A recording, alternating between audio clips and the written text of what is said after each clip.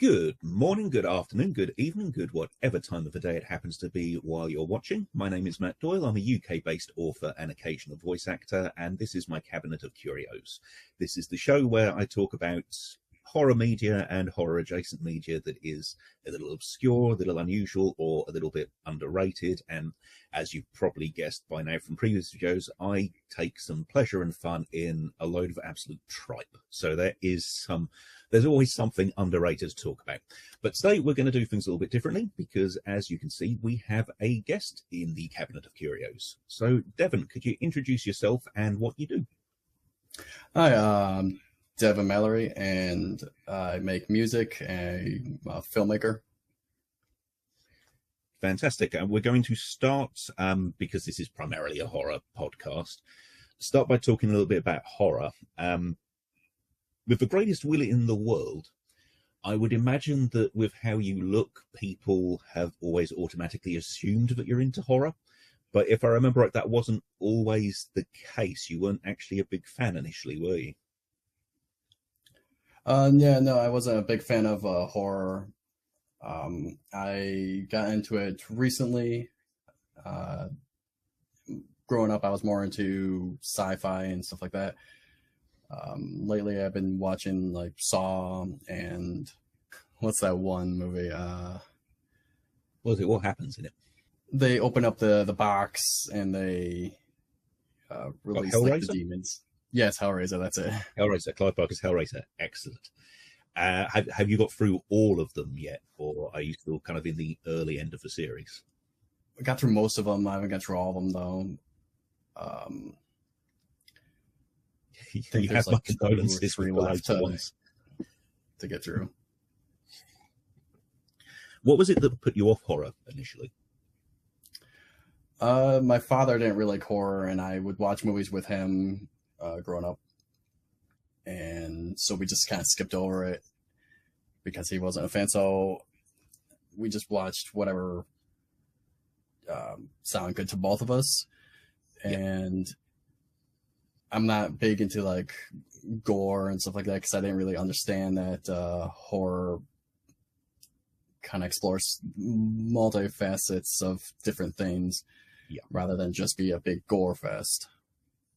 Yeah, I think this is a problem for a lot of people. They see one type of horror, usually whatever happens to be big at the time, and kind of assume that that's what all horror is. But there's so many subgenres and different things with it all that you kind of miss out on a lot of stuff when you do that. I think I was kind of lucky with my parents because my dad wasn't huge into horror, but he enjoyed some horror. And he did let me watch a lot of stuff when I was probably too young to be doing it. He drew the line in different places. Like, I always really loved the poster for Candyman 2 when it came out, Farewell to the Flesh. And he never let me watch that. But, he'd let me watch other stuff like The Evil Dead. So it was one of those weird things. Now that you're kind of getting into it a bit more, obviously you mentioned Saw and Hellraiser. What is it that you've found with horror that's kind of drawn you in more now? Is it just that it covers so many different things? Yeah, I like that it covers a lot of different things. I like that it kind of explores the psyche a little bit more, and it's usually shrouded in metaphor for different things that we experience as people on a day-to-day basis. And that kind of just like explores like the human nature. Yeah, so you prefer more sort of cerebral horror than the stuff where like the monster is just a monster. Yeah, absolutely. The ones that are just like monster flicks, I'm not too fond of, but the ones that explore a more deep inner psyche and understanding of the self. Yeah, which I think is going to tie into when we talk about your movie Descent a bit later on in this. It is interesting though to see what ends up getting popular with horror because, like, there's part of me that really wants to try to convince people that Sharknado is this deep, serious thing about the dangers of pollution in the ocean causing sharks to migrate into swirling masses of water and air. But let's be honest, that's a complete load of bollocks. This is not what that film is at all. So I don't think I'm going to have much luck with that. I mentioned to you beforehand, one of the things I wanted to kind of touch on here is that you're obviously a big fan of Star Wars. And I have a theory that would work really well in a horror standpoint, because it kind of feels like, to me, horror takes on other genres a lot better than some other genres do. And obviously, are you familiar with Richard K. Morgan at all? I am not. Okay, so he's an author. I think a lot of people right now probably know him from the Netflix series Altered Carbon, which is a cyberpunk series. But he also had a series of dark fantasy novels called No Land for Heroes, which, again, they get very dark. They never quite stray into horror, but I think they're a good example of how you could make it work. And, of course, Star Wars is more sort of fantasy in space than it is pure sci-fi. Mm-hmm. Do you think that you could get a horror story out of Star Wars? Yeah, absolutely. There's actually books that explore Death Troopers. They're like Star Destroyer that is just lost in space. Then they become affected to a virus, and they have to kind of like maneuver through that situation. There's also, I've seen games that people make, fan games that explore being lost in the woods on Endor after the Death Star is destroyed, and you're a stormtrooper trying to navigate back to your squad, and there's Ewoks hunting you down. So it's like you're very isolated in this scenario. And Ewoks are far darker than people give them credit for. I always remember when I found out that actually they probably had the Stormtrooper helmets there in Return of the Jedi because they ate them. They're kind of like these little human-eating monsters. I can almost imagine a sort of Critters but Ewoks movie with that. Mm-hmm.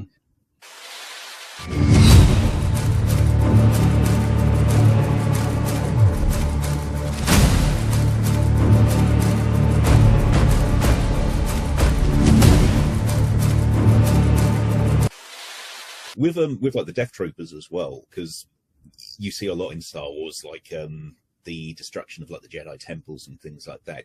I could almost picture a kind of home invasion type story with it, you know, where you follow like the young Jedi in training, and then the Death Troopers are coming in, and it is very much then takes on that whole realm of home invasion, or you know, where the safe space is then kind of absolutely wrecked for them and things like that. So it's an interesting idea. I wasn't actually aware that there were too many actual Star Wars horror things already out there, so that's kind of cool.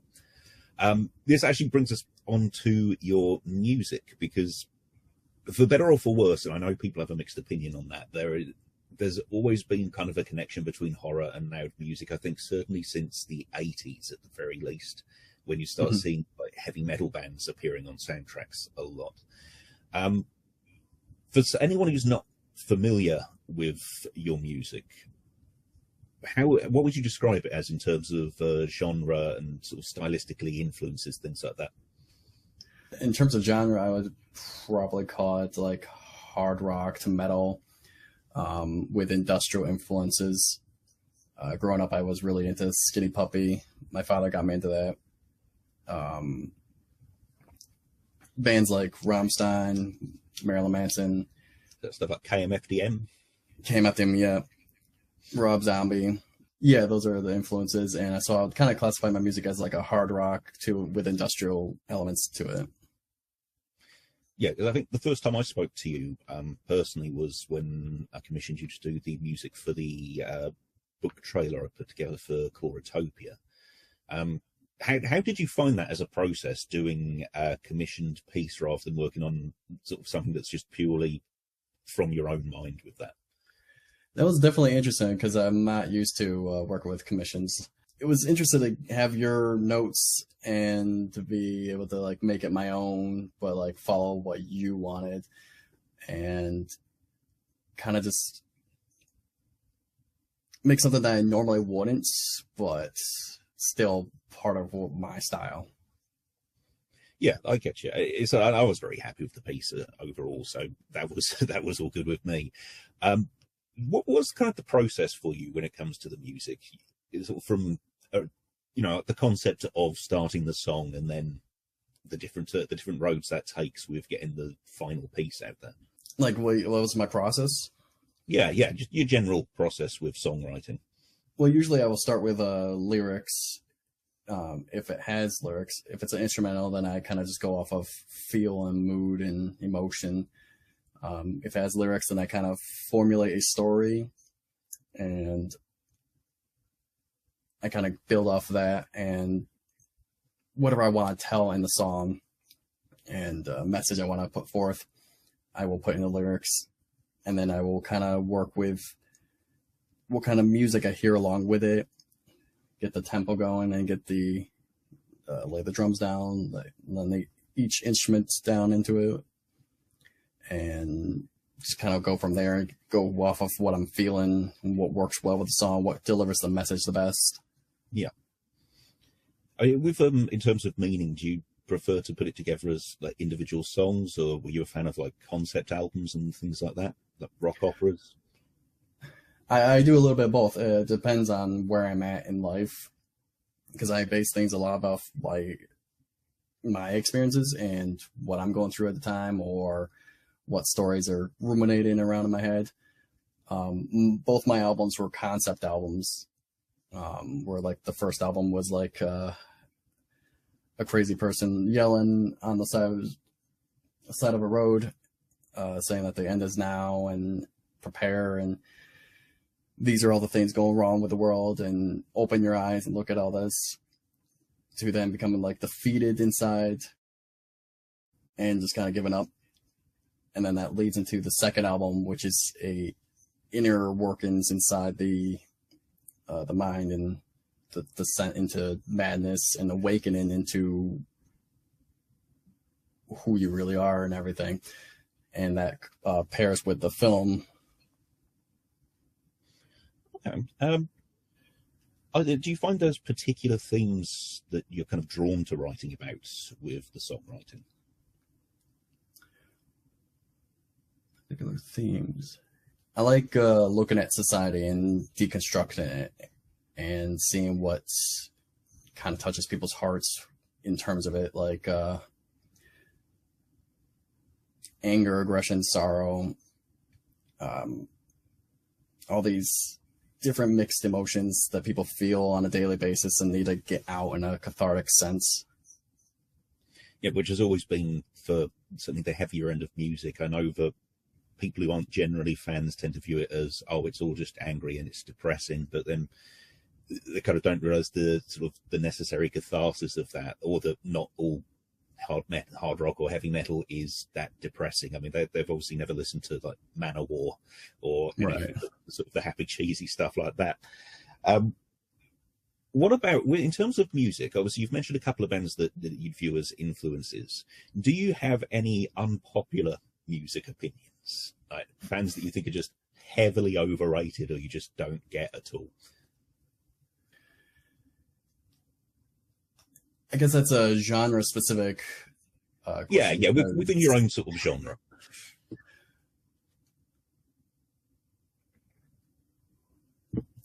No, because I feel like everyone has their own like niche, and it calls to a certain type of audience.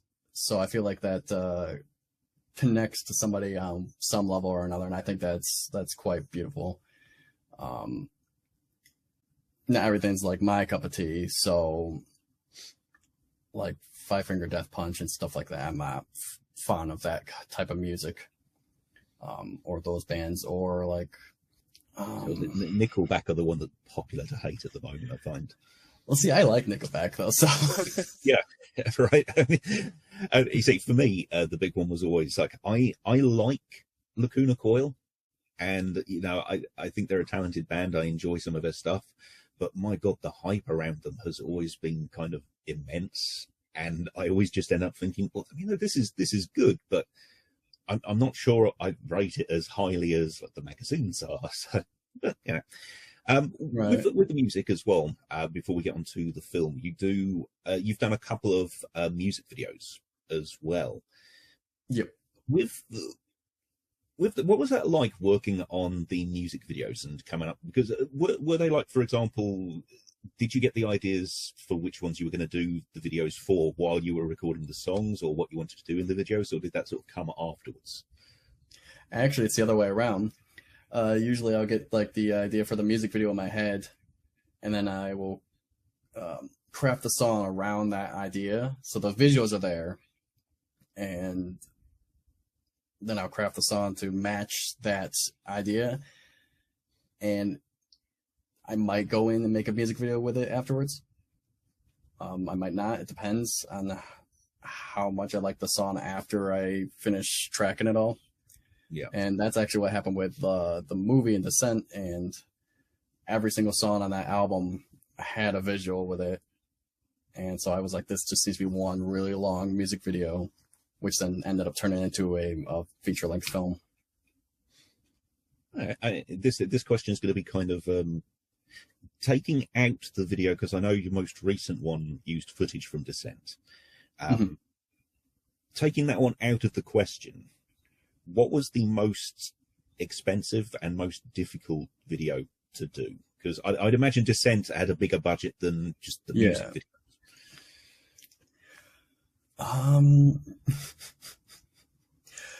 Probably Sleepless Nightmares, because I spent $20 to get a 2-second shot of a gun being loaded, and to just splice in there for like B-roll real quick. Yeah. Other than that, I've been regulated to just filming in like abandoned warehouses or in the middle of the woods or whatever.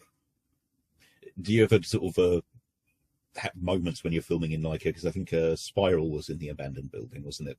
Do you ever have moments where you're kind of, you can hear the sirens in the distance and you think, oh crap, is that me? No, because it was a legal building to get into because there's no signs and nothing was boarded up. And I had friends that would film there and take photo shoots there.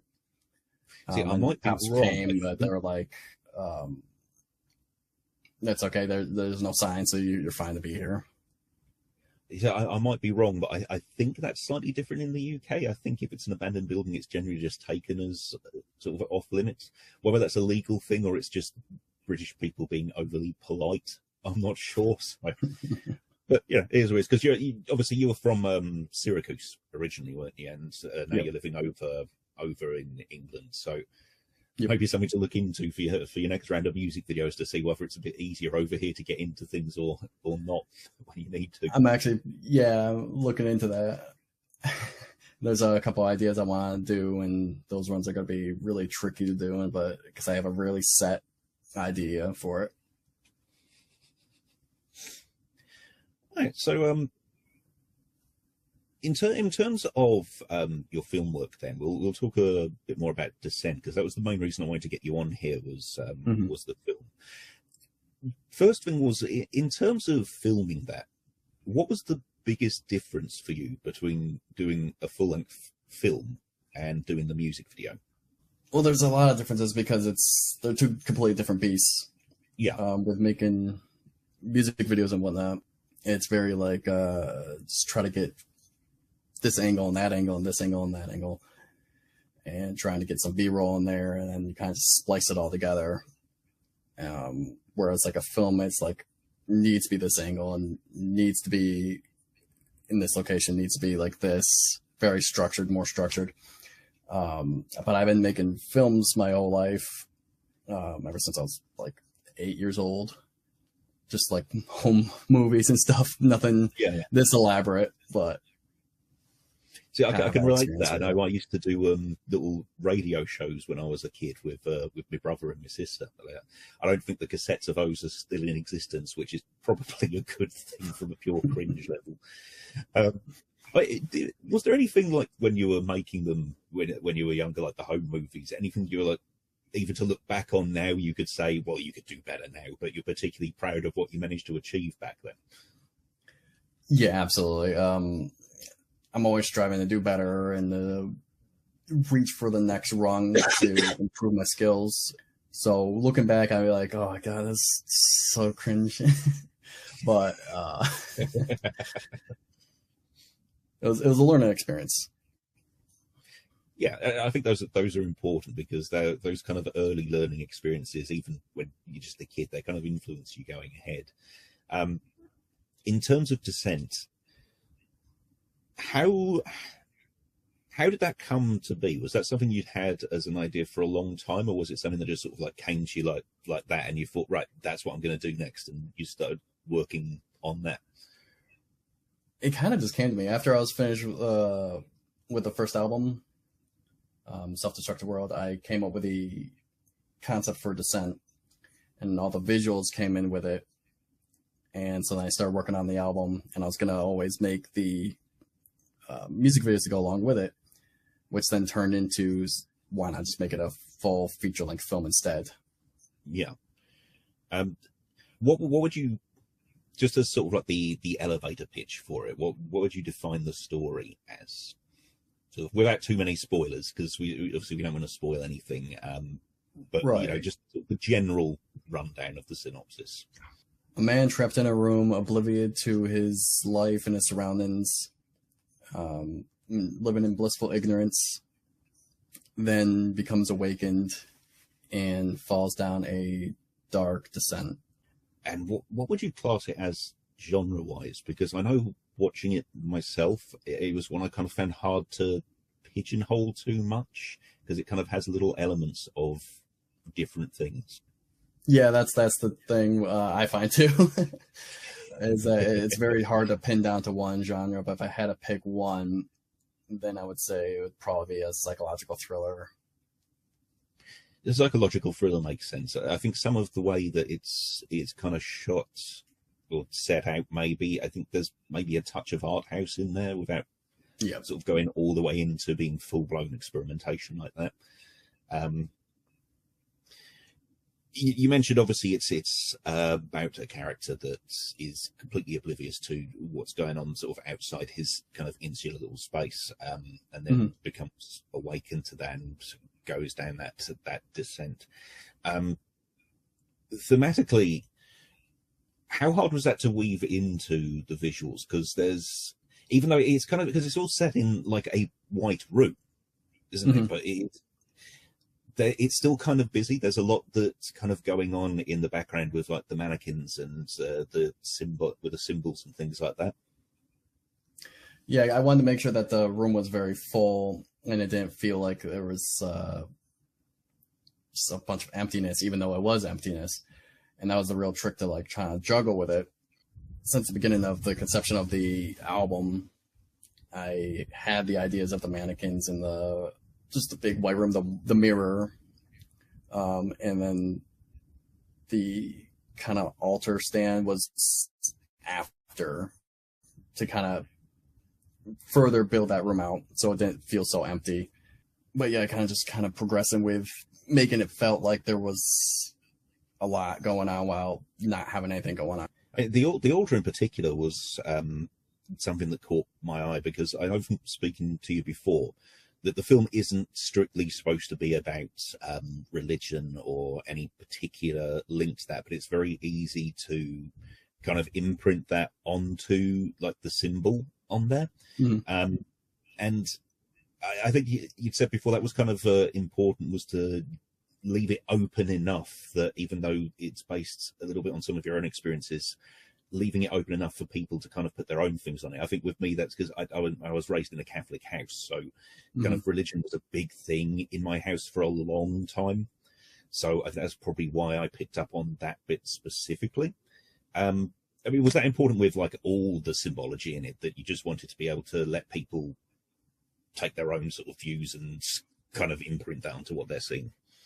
Yeah, absolutely. I've had a couple of friends that said the same thing, that grew up in like a very religious home, and they said that they were really drawn to the old religious symbology to it. It was very reflective of things I have grown up with and like experienced, and that's what the whole story is really about, is my experiences, but I wanted to make it open to give it back to everybody else too.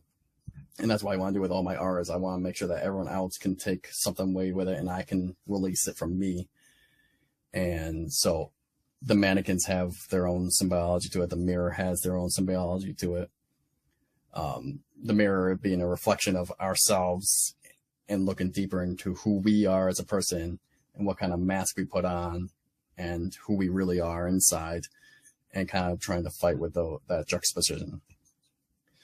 Yeah, it's interesting to see how it all kind of comes together as well, because I know that like the main character is comes across as very innocent and childlike while they're in that state of bliss, and then things kind of just crumble around them emotionally, and obviously builds into the breaking out.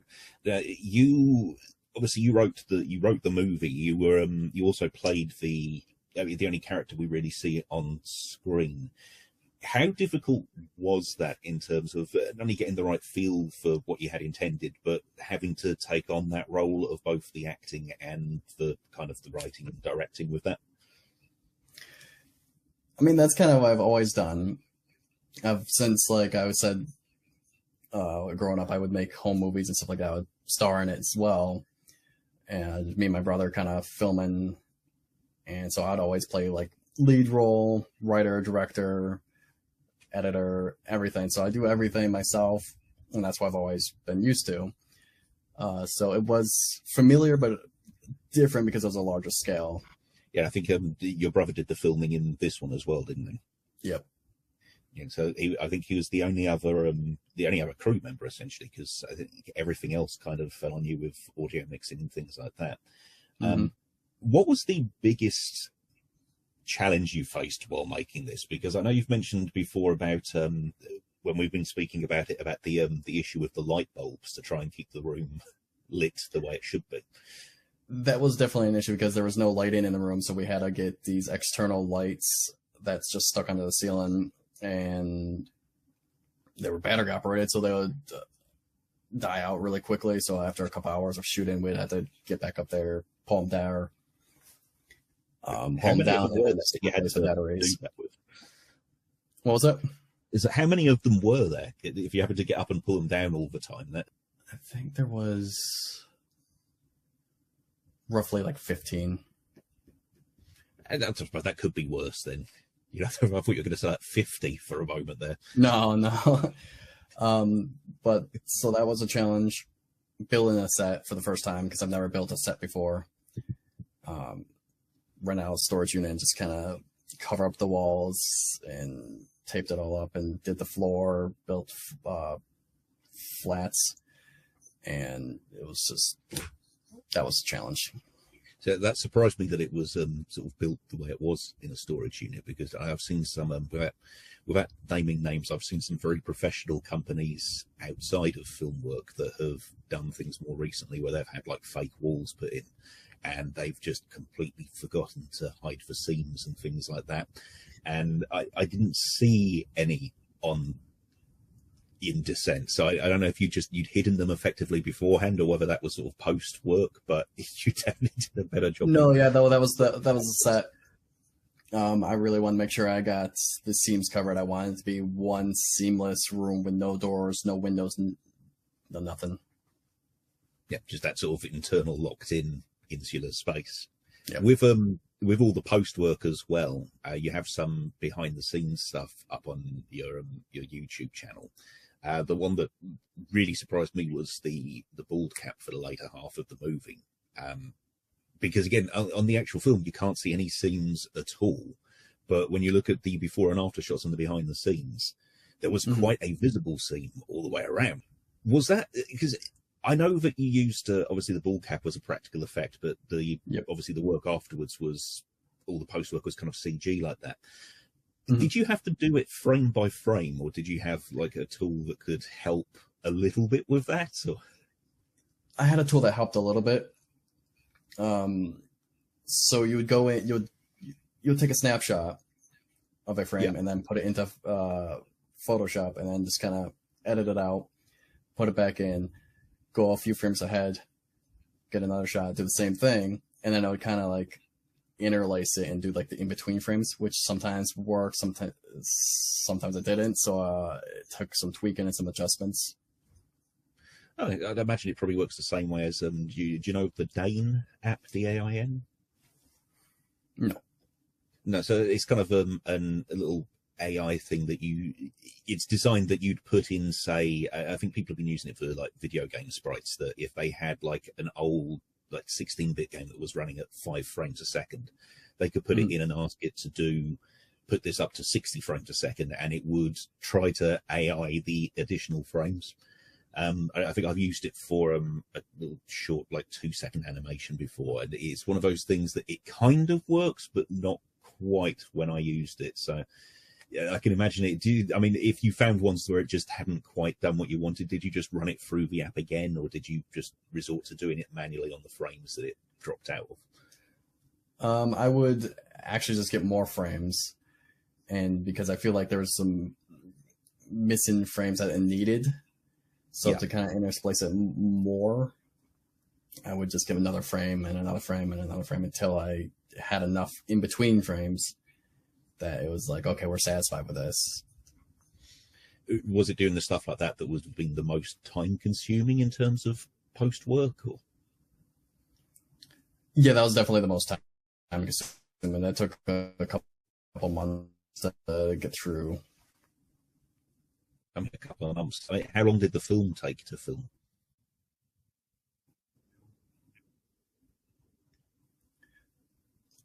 To film it was I think 2 months. I think, or it was 1 to 2 months. Okay, so it's kind of sort of post work then would have been sort of half again or whole thing again, sort of thereabouts. Mm-hmm. So I'm trying to think. So that would be about, we'll say, about 3 months start to finish, and that's quite obviously it's short compared to like a big Hollywood blockbuster, but there's so many more moving parts. Right. Something like that, especially for like essentially a one-man production crew. That's got to take up a hell of a lot of your day. Yeah, there's also like 2 months of pre-production as well. So there's pretty much 2 months, and I think like 3 months. Yeah, so it all kind of all adds up quite quickly, I'd imagine, with doing that. Do you have any particular memories from filming it that you're fond of, or anything sort of amusing that happened while you were on set that you just couldn't account for ahead of time? So what was the question again? Was it fond memories or fond memories, or just something that happened that you just couldn't account for ahead of time, and you could kind of look back on now and think, oh, that's brilliant, that's hilarious? The mirror didn't shatter, so that was one. We had to hit it a bunch of times. It didn't break. I had to take it off and smash it. That eventually worked after a couple of hits of that. And then we had to get the position and framing and angle of everything just right to kind of like continue the shot. So that was a fun one. Another one was like, there's just my brother and I just goofing around and stuff. Like you can see some of that in the bloopers that are on my YouTube channel.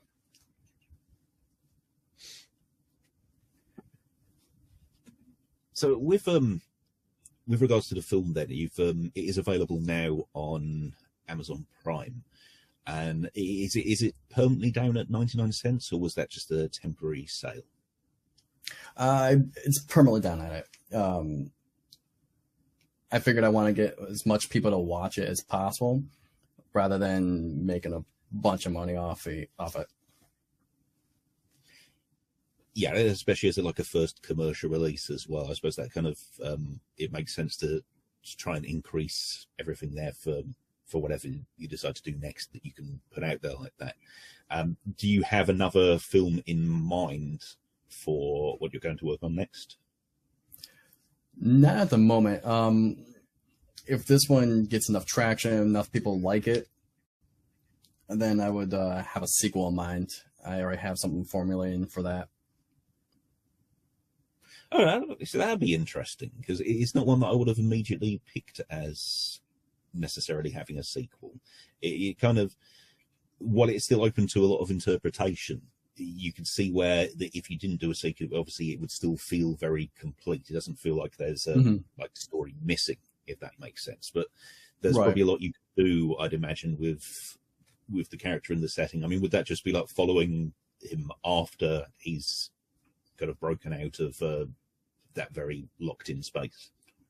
Yeah, because it explores things more in a more societal sense than an individual sense. In an inner psyche sense, it'll follow a more broad criticism on society, and it would explore the explanations of the room and how everything works, and just like different lore aspects of the first film, and just kind of expand upon that. And just a certain expansion on what's kind of what's happening there. I assume would that also have an accompanying music album as well?